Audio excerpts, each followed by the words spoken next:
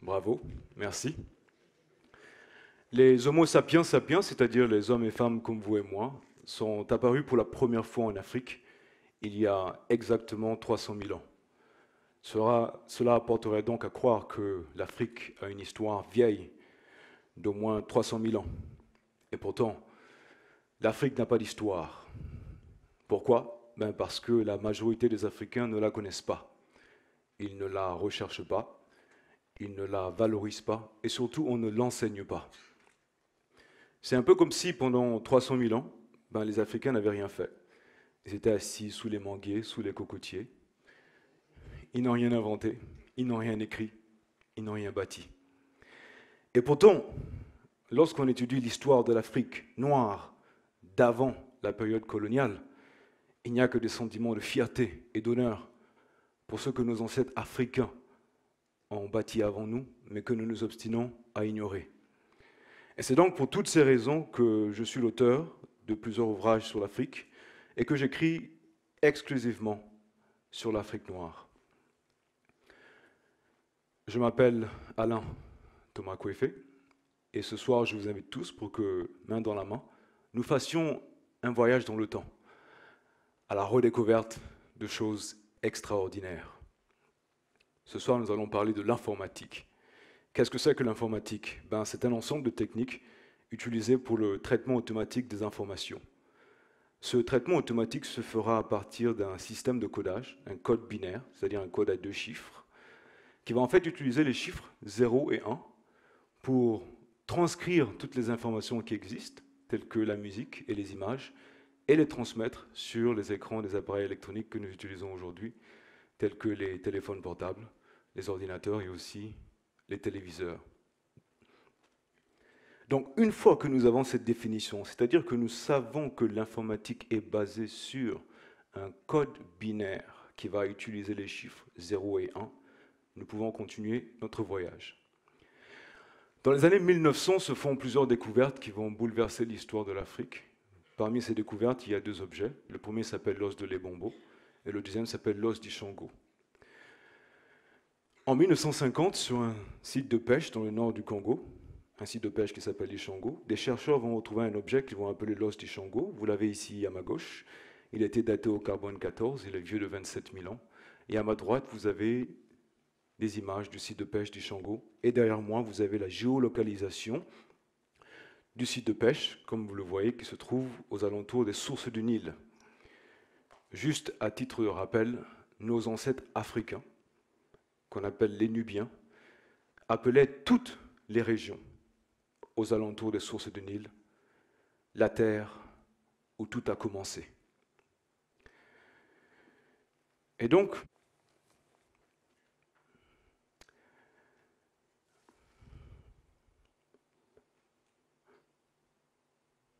ce qui est intéressant ici, c'est que cet objet qu'on appelle l'os d'Ishango est d'une importance capitale pour l'histoire de l'Afrique parce que sur cet objet, nous allons retrouver l'avènement des mathématiques. Quel genre de mathématiques nous allons retrouver? Nous allons voir les nombres premiers, les nombres impairs, la soustraction et l'addition. Donc je vous pose la question, qu'est-ce que c'est qu'un nombre premier? Un nombre premier, c'est un nombre qui est divisible par 1 et par lui-même. Ne vous inquiétez pas. Ce soir, nous n'allons pas faire des mathématiques compliquées. Et c'est pour cette raison que je vous ai dressé ce tableau qui vous montre les nombres premiers dans le bon ordre. Et juste à côté, vous avez l'os d'Ishango. Et si vous remarquez, sur les côtés gauche et sur les côtés droits, il y a des petits traits. Ces traits, ce sont des encoches. Chaque série d'encoches est séparée par un espace. Donc ce que j'ai fait, c'est que je les ai entourés en rouge pour permettre le comptage. Donc nous allons regarder sur le côté gauche. Lorsqu'on regarde tout en haut, nous retrouvons que la première série d'encoches, quand on compte, nous obtenons 11 encoches. Dans la deuxième série, on obtient 13 encoches. Et ainsi de suite, on obtient 17 et 19. Donc, je vous pose la question. 11, 13, 17 et 19, ne font-ils pas partie des nombres premiers? Sur le côté droit, nous avons le même principe. Lorsque nous comptons les encoches de la première série, on obtient encore une fois le nombre 11, et ensuite on obtient le nombre 21, ensuite 19 et 9. Pour ceux qui l'ont remarqué, comme le monsieur assis ici, ce sont tous des nombres impairs. Lorsque nous comptons tous les chiffres qui sont du côté droit, on obtient le nombre 60. Et lorsqu'on compte tous les chiffres du côté gauche, on obtient encore une fois le nombre 60. Donc je vous dis tout de suite, celle ou celui qui a fait cet objet est en train de s'amuser en faisant les mathématiques, alors qu'il n'est pas possible de le faire à moins de maîtriser les mathématiques. Donc nous pouvons dire qu'à travers cet objet, l'os d'Ishango, nous avons ici la preuve que l'Afrique est non seulement le berceau de l'humanité, mais aussi le berceau des mathématiques. Pourquoi? Parce qu'il n'existe pas de preuve plus vieille que l'os de l'Ebombo et l'os d'Ishango, qui représentent les mathématiques dans le monde. Donc la question logique à se poser maintenant, c'est, si cela est le cas, quand est-ce que les mathématiques apparaissent sur les autres continents? Pour faciliter la compréhension, je vous ai fait un graphe. Vous avez ici l'an 0, qui correspond à l'année où Jésus-Christ est né. C'est ce genre de calendrier qu'on utilise aujourd'hui, donc on va faire bon usage ce soir. Ici, je vous présente le moment où les mathématiques sont apparues en Afrique. Il faudra alors attendre 600 ans avant l'arrivée de Jésus-Christ, c'est-à-dire en l'an moins 600, pour voir apparaître les mathématiques en Europe, dans la Grèce ancienne. Donc si nous faisons la différence entre le moment où les mathématiques sont apparues en Afrique et le moment où les mathématiques sont apparues en Europe, il y a exactement 24 400 ans. Donc, nous pouvons affirmer que l'Afrique a pratiqué les mathématiques pendant 24 400 ans avant l'Europe. Tout à l'heure, nous avons parlé du site de pêche Ishango. Ce qui est intéressant sur le site de pêche, c'est que nous avons l'utilisation d'outils de pêche. Un des outils les plus utilisés, c'est le harpon. Pourquoi? Parce que c'est un instrument très utile pour attraper les poissons. Ici, vous avez des exemples de harpons. En fait, où est-ce que je veux en venir? Ce que je veux vous dire, c'est que nous pouvons suivre le flux migratoire de ces populations de pêcheurs nubiens lorsqu'ils vont se déplacer en Afrique sur les différents sites de pêche. Comment? Tout simplement en faisant la datation au carbone 14 des différents harpons que nous allons retrouver sur les différents sites de pêche. Et qu'est-ce qu'on découvre? Des choses extraordinaires. Ici, nous découvrons que ces populations de pêcheurs nubiens vont quitter les régions des sources du Nil représentées par le chiffre 1 et vont se déplacer dans 3 directions. Une partie de cette population va aller s'installer en Afrique de l'Ouest, le long du fleuve Niger, représenté par le chiffre 2, mais aussi le long du golfe de Guinée. Une autre partie de cette population va quitter les sources du Nil, remonter le long du fleuve Nil et s'installer dans la région qu'on appelle le Soudan, mais qui autrefois s'appelait la Nubie, représentée par le chiffre 3. Et ensuite, une autre partie de la population va quitter les sources du Nil, traverser la mer Rouge, s'installer dans l'Arabie, qu'on appelait autrefois l'Afrique du Nord-Est. Et ensuite, pour des raisons climatiques, les populations dans la région numéro 2 et la région numéro 4 vont se déplacer et aller rejoindre leurs familles lointaines dans le Soudan. Et c'est d'ailleurs dans cette région que va naître la royauté pharaonique, 300 ans avant que ces populations de pêcheurs nubiens n'envoient le long du fleuve Nil une vague migratoire qui va s'installer dans la vallée du Nil, la coloniser et créer la plus grande civilisation que le monde ait connue, la civilisation de l'Égypte ancienne, mais dont le vrai nom est la civilisation kamite, qui veut dire la terre des Noirs.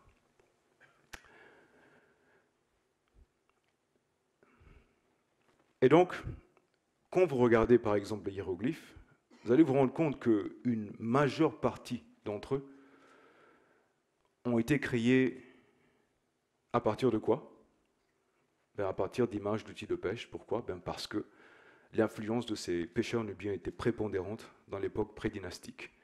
Et c'est donc pour rendre hommage à ces populations de pêcheurs nubiens qui sont en fait à la base des royautés pharaoniques qu'ils vont donc décider d'utiliser l'instrument le plus utile, c'est-à-dire le harpon. Et ils appelaient le harpon le wa. Donc ils vont utiliser le wa, c'est-à-dire le harpon, pour représenter le commencement, le début le départ, c'est-à-dire le chiffre 1. Et c'est pour cette raison que quand vous regardez les chiffres kamites, c'est-à-dire les chiffres de l'Égypte ancienne, vous voyez que le chiffre 1 s'appelle le wa, exactement comme le harpon, et que le chiffre 1 a la même forme que le harpon. D'ailleurs, pour preuve supplémentaire, lorsqu'on regarde les tombes de certains pharaons, on trouve des choses extraordinaires. Dans ce cas-ci, nous sommes dans la tombe du pharaon Tunga-Imana. Ce pharaon, vous le connaissez sous le nom de Toutankhamon. Alors Toutankhamon, ce n'est pas son nom. Ça, c'est le nom que les Européens lui ont donné. Son nom africain, c'est Tunga-Imana. D'ailleurs, les Burundais et les Rwandais dans cette salle comprendront la signification de ce nom. Quand on continue à faire des fouilles archéologiques, on retrouve aussi l'utilisation du chiffre 0. Vous l'avez ici en haut, à ma droite, et en plus grand, en bas. Le chiffre 0 s'appelait le Nafouré. Nafouré veut dire sublime, magnifique. Et vous allez retrouver le chiffre 0 dans les tombes des comptables égyptiens. Pourquoi? Parce qu'à cette époque, quand quelqu'un mourait, on enterrait la personne avec des objets qui lui étaient familiers. Dans le cas du comptable, on l'enterre avec une partie de son travail. Et donc, si vous connaissez un peu votre histoire de l'Égypte ancienne, vous savez qu'il y a une grande kamite, une grande prêtresse de l'Égypte ancienne qui s'appelait Nafouré Iri. Pourquoi? Tout simplement parce qu'à cette époque, les Africains considéraient que les personnes les plus foncées de peau étaient les plus belles, mais aussi les plus proches de Dieu, parce que dans l'Égypte ancienne, Dieu était représenté de la couleur noire la plus foncée. Et ici, vous avez la représentation de Dieu selon l'Égypte ancienne. Et donc, quand ce jeune bébé est né, et que les sages-femmes ont vu sa couleur de peau, elles l'ont donc appelé Nafouré-Iri, qui veut dire « la sublime est enfin née » ou « la magnifique est arrivée ». Donc, qu'est-ce qu'on peut dire ce soir? On peut dire ce soir, le 15 novembre 2019, que nous avons tous ensemble redécouvert l'origine humble des sociétés pharaoniques, mais aussi l'origine africaine du chiffre 0 et du chiffre 1, qui seront utilisés plus tard pour créer le système de codage, le code binaire à 2 chiffres, qui va amener l'ère informatique dans laquelle nous nous retrouvons aujourd'hui. Mais on ne va pas s'arrêter là, on va aller plus loin. Est-ce que cela veut dire qu'il a fallu attendre que l'Europe crée l'informatique pour que nous ayons l'informatique? Ce n'est pas le cas. Je vous explique. J'ai autour de mon cou un chapelet qui, dans la tradition Yoruba, s'appelle le Okpele. Le Okpele est la représentation physique d'une science ancienne africaine qu'on appelle la science Ifa ou la science Fa, qui est utilisée par tous les peuples pêcheurs du golfe de Guinée et qui sera mise en place pour prédire l'avenir, acquérir la sagesse ou apprendre la pharmacopée. Si vous regardez le Okpele, vous voyez qu'il est fait de kauris. Si vous regardez l'image qui est derrière moi, vous voyez que les kauris ont 2 faces. La partie convexe du kauri va représenter le chiffre 1 et la partie concave du kauri va représenter le chiffre 2, 2 chiffres. Comment est-ce que ça marche? Les initiés à cette science ancienne africaine vont prendre le Okpele et le jeter à leurs pieds. Et par la façon dont les kauris vont tomber sur les parties convexes ou concaves, ils vont donc utiliser le tableau géomantique qui est derrière moi, qu'ils connaissent par cœur, et ils vont prédire l'avenir. Qu'est-ce que ça veut dire? Ça veut dire tout simplement que cette science ancienne africaine marche à partir d'un code à 2 chiffres, un code binaire qui sera utilisé pour prédire l'avenir. Alors, je vous le dis tout de suite, quand on parle de code binaire, on est déjà dans l'informatique. Donc, évidemment, quand on parle d'informatique, nous sommes obligés de parler d'ordinateurs. Pourquoi? Parce que les ordinateurs, aujourd'hui, sont la représentation physique de l'informatique. Les ordinateurs ont ce qu'on appelle des processeurs. Qu'est-ce que c'est qu'un processeur? C'est le cerveau de l'ordinateur qui va être utilisé pour le traitement de l'information, mais aussi pour faire des calculs avancés. Nous avons des processeurs qui marchent à 8 bits, des processeurs qui marchent à 16 bits et des processeurs qui marchent à 32 bits.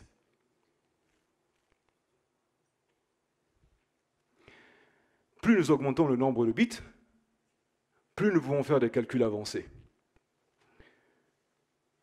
8 bits en informatique, c'est ce qu'on appelle un octet. Un octet, c'est un ensemble de 8 éléments. Je vous invite donc à compter le nombre d'éléments sur le octelet. 1, 2, 3, 4, 5, 6, 7, 8. 8 coris, 8 bits, 8 éléments, un octet. Nous avons aussi des processeurs qui marchent à 16 bits. Si nous regardons juste la branche droite du courrier, nous avons 4 de l'octelet, nous avons 4 courriers. Mais chaque courrier a 2 faces. Donc si nous faisons 4 à la puissance 2, on obtient combien? 16 bits. Il y a aussi des processeurs qui marchent à 32 bits. Si nous avons 16 sur la branche droite, c'est que bien évidemment nous avons 16 sur la branche gauche. Donc si on fait 16 plus 16, on obtient combien? 32 bits.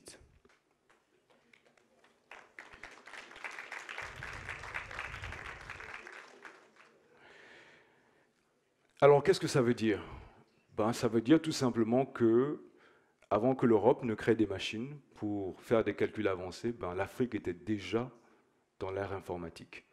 Et elle utilisait un code à 2 chiffres basé sur les chiffres 1 et 2, c'est-à-dire l'arithmétique à base 2, qui leur permettait en fait d'utiliser l'ordinateur le plus puissant que Dieu ait créé, le cerveau humain. Et donc je vais conclure en vous racontant une histoire qui est très pertinente. En 700 après Jésus-Christ apparaît un personnage qu'on appelle le prophète Mohammed. Le prophète Mohammed et ses disciples vont décider de répandre l'islam dans l'ouest et dans l'est de l'Arabie. Et donc, ces disciples vont s'installer dans le nord de l'Afrique et vont regarder de l'autre côté de l'Atlantique et voir l'Europe. Ils vont donc décider de conquérir l'Europe. Et donc, pendant 800 ans, les Arabes seront les maîtres d'une partie de l'Europe, c'est-à-dire les régions qu'on appelle le Portugal, l'Espagne et aussi le sud de la France. C'était facile à cette époque, parce que l'Europe était dans ce qu'on appelle l'âge sombre, c'est-à-dire la période pendant laquelle il ne circulait plus de connaissances en Europe. Et c'est donc auprès des librairies et des livres des Arabes que les Européens vont se reconnecter et apprendre qu'ils avaient des ancêtres qu'on appelle les Grecs. Et que parmi ces Grecs, il y avait des gens qui s'appelaient Thalès, Aristote, Pythagore, Socrate, et qu'ils avaient théorisé, ils avaient écrit, inventé, bâti. Et donc ils se sont posé la question, mais si nos ancêtres ont fait ça, vous, les Arabes, faites quoi ici? Et donc c'est comme cela que toute l'Europe va s'unir et va chasser les Arabes hors de l'Europe. Et ce qui va suivre après ça, c'est ce qu'on appelle la période des Lumières, c'est-à-dire la période durant laquelle toute l'Europe va repartir à la source, c'est-à-dire lire les écrits des Grecs, leurs inventions, leurs théories, leur philosophie. Ils vont s'imprégner de ce que les Grecs ont écrit. Et ce qui va suivre après la période des Lumières, c'est ce qu'on appelle la Renaissance. C'est-à-dire que les écrits des Grecs vont faire revivre l'Europe. L'histoire de l'Europe va revivre à travers ses origines. Et donc, quand je rencontre très souvent des Africains qui me disent que l'Afrique ne changera jamais et que l'Afrique est une terre maudite et que je lis le désespoir dans leurs yeux et dans leurs mots, c'est cette histoire-là que je leur raconte. Parce que, comme j'aime à le dire, ce n'est que quand on va se mettre réellement en tête de revenir à nos racines, de lire ce que nos ancêtres ont fait, de reconnecter avec notre histoire vraie, que nous allons obtenir les outils nécessaires pour la renaissance de l'Afrique. Je vous remercie.